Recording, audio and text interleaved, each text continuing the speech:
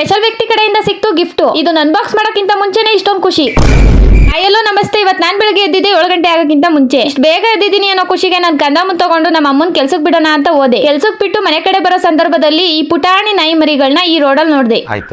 ಆಮೇಲೆ ಯಾರು ಕಮೆಂಟ್ ಹಾಕ್ಬಿಡಿ ಪಾರ್ಲೇಜಿ ಬಿಸ್ಕೆಟ್ ಆಗ್ತಾ ಇದೆಯಾ ಅಂತ. ನನ್ನ ಹತ್ರ ಸದ್ಯಕ್ಕೆ ಇದ್ದಿದ್ದೆ ಈ ಬಿಸ್ಕೆಟ್. ಅರ್ಥ ಆಯ್ತು ಅನ್ಸುತ್ತೆ. ಈ ನಾಯಿ ಮರಿಗಳಿಗೆ ಟಾಟಾ ಬಾಯ್ ಬಾಯ್ ಹೇಳುವ ಸಂದರ್ಭದಲ್ಲಿ ನಮ್ಮ ಅಜ್ಜಿ ಕೂಡ ಬಂದ್ಬಿಟ್ಟಿದ್ರು.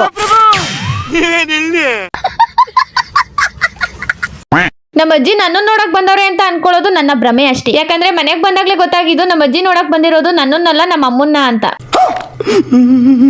ಇದೇ ಬೇಜಾರಲ್ಲಿ ಮನೆಗ್ ಬಂದಿರೋ ಅಜ್ಜಿಗೆ 1 ಕಪ್ ಎನರ್ಜಿ ಡ್ರಿಂಕ್ ಕೊಟ್ಟೆ. ಈ ಟೀ ಒಂದಿದ್ರೆ ಸಾಕು ನಮ್ಮ ಅಜ್ಜಿ ಊಟನೂ ಬೇಡ ತಿಂಡಿನೂ ಬೇಡ. ನಿಮ್ಗೂ ಯಾರಿಗಾದ್ರೂ ಟೀ ಅಂದ್ರೆ ಇಷ್ಟನಾ? ಕಮೆಂಟ್ ಹಾಕಿ.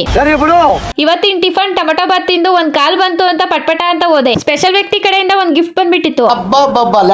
ಇದನ್ನ ಅನ್ಬಾಕ್ಸ್ ಮಾಡಕ್ಕಿಂತ ಮುಂಚೆನೆ ಇಷ್ಟೊಂದು ಖುಷಿ. ಯಾಕಂದ್ರೆ ಇದನ್ನ ಆರ್ಡರ್ ಮಾಡಿದ್ದೆ ನಾನು. ಇದನ್ನ ಯಾರು ಸ್ಪೆಷಲ್ ಗಿಫ್ಟ್ ಅಂತ ಅನ್ನಲ್ಲ ಬಿಡಿ. ಇವತ್ತಿನ ಮಿನಿ ವ್ಲಾಗ್ ಇಷ್ಟೇ. ಮತ್ತೆ ಸಿಗೋಣ ಇನ್ನೊಂದು ಪುಟ್ಟ ಮಿನಿ ವ್ಲಾಗ್ ನೊಂದಿಗೆ. Thanks for watching.